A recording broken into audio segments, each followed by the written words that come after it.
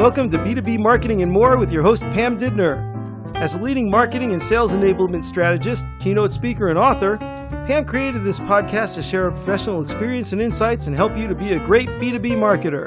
If you enjoy the podcast, please share it with your colleagues and leave a review on iTunes. Now let's get started.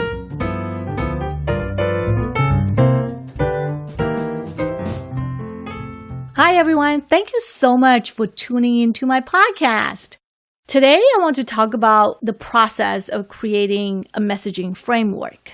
Messaging and positioning are the most underrated task in marketing.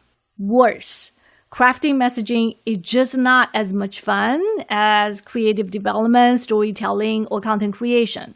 I know. I completely understand. But messaging is so crucial and vital, and it serves as a foundation for external communications and internal sales training. So what is a messaging framework anyway? A messaging framework is a logical and structured representation of your products and services' unique promises and differentiation. It is an essential document to guide creation of creative briefs, content, and sales training.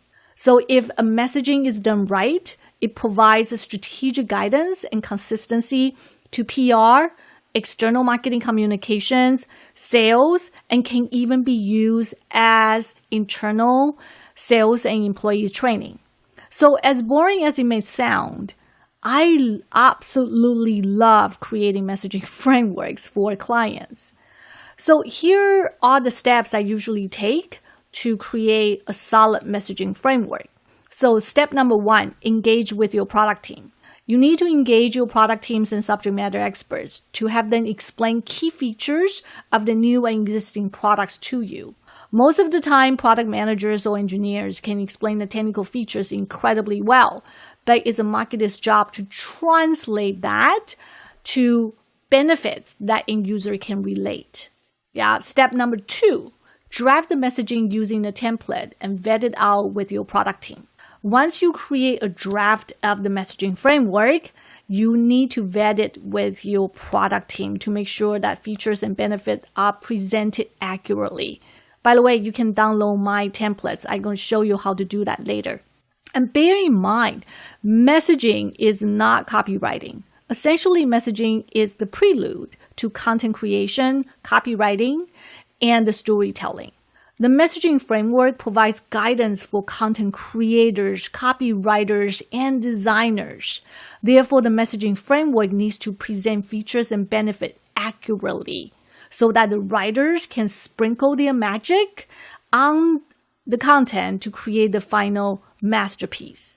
This is especially true in B2B marketing, given that key content pieces may also need legal's approval. Step number 3. Test with your sales and the customers.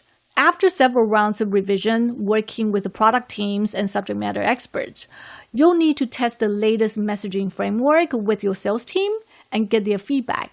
If you have the budget, you can also test the messaging with select customers or using A/B testings online. Bringing your sales and customer feedback into conversation will validate what messaging pillars or statements work better and further refine your messaging. Step number 4, finalize and approve by the product team and legal. The last step is to finalize your messaging framework based on data from testing, sales, and the product team. In B2B marketing and technology sales, you may use benchmark and the performance data to support your claims. Therefore, legal review is essential. In some cases, it's critical before you publish your messaging framework.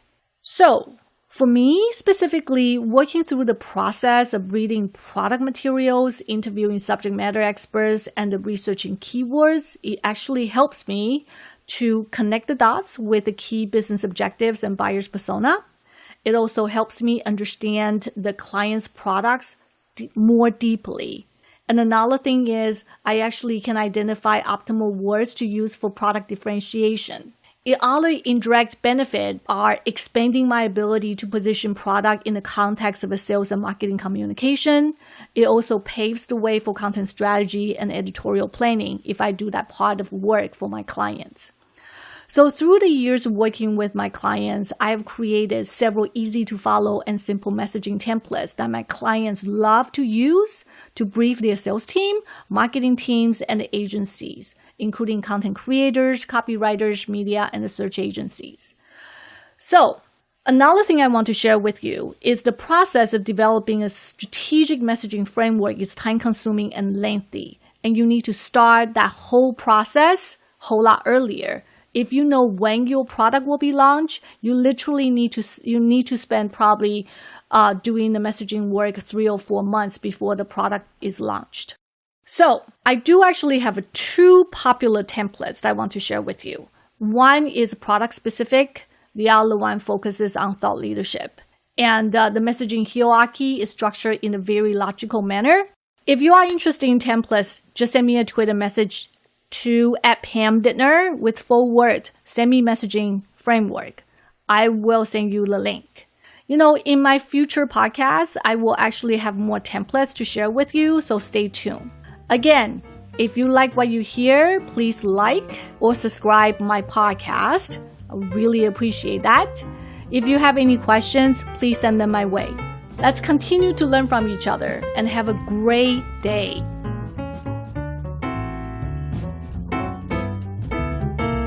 If you enjoyed this podcast, please share it with your colleagues and leave a review on iTunes.